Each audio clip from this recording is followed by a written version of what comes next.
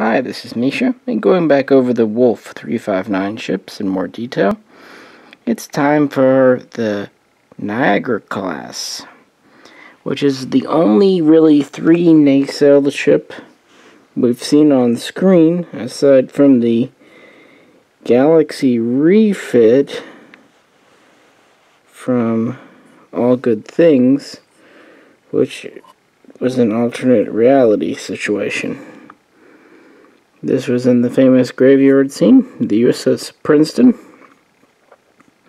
It's actually one of the last Wolf 359 ships that Eagle Moss released, at least thus far. And it's kind of interesting because where mine likes to slip off its stand, so I'm sure we'll do at least one. Yep, there it goes. See, he's very predictable. Let's just take it off.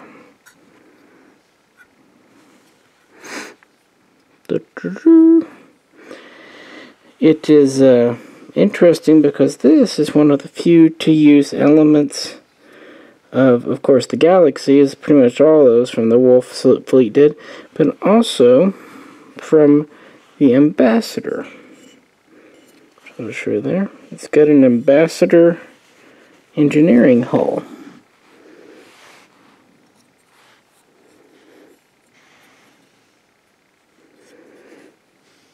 And an Ambassador style deflector on that hull.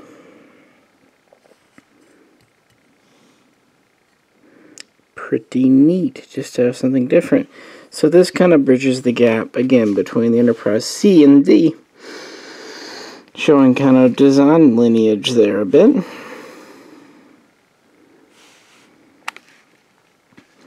We have three Galaxy-style nacelles, and honestly, the Saucer 2, to me, has elements of being an Ambassador because of this raised portion behind the bridge.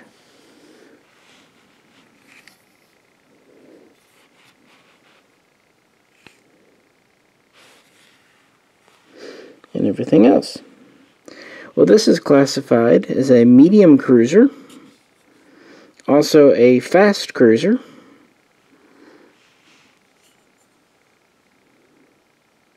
it's about 480 meters long. Some sources say 500. So reasonably good size. Still smaller than the Enterprise D, of course. We have a crew of at least 400.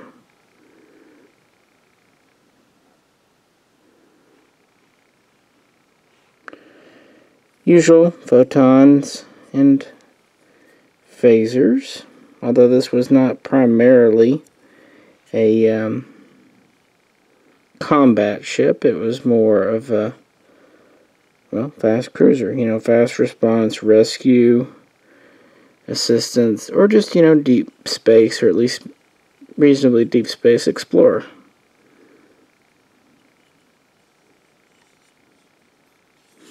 These were first introduced into the fleet around 2349.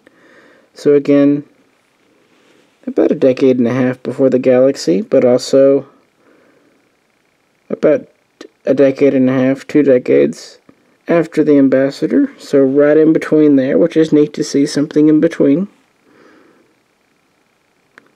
So this was made during Starfleet's kind of more peaceful phase, and this would have been, you know, more or less cutting edge during the Cardassian Wars of the 2350s as well.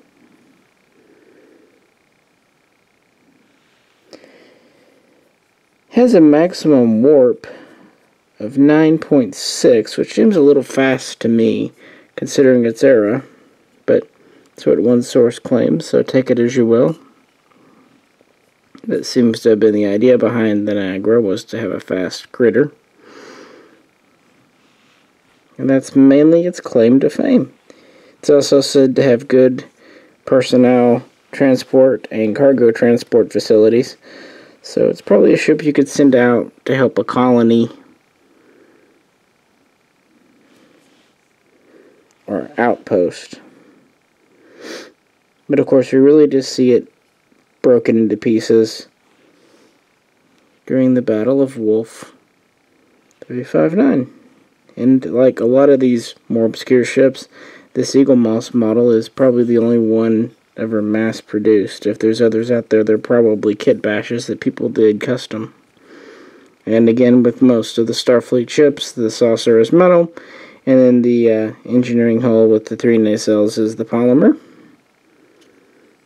And this is pretty substantial size for what it is. And that's it, folks. There's not a whole lot else more to say about this one. It's neat, though. And it's always neat to have a complete Wolf 359 fleet.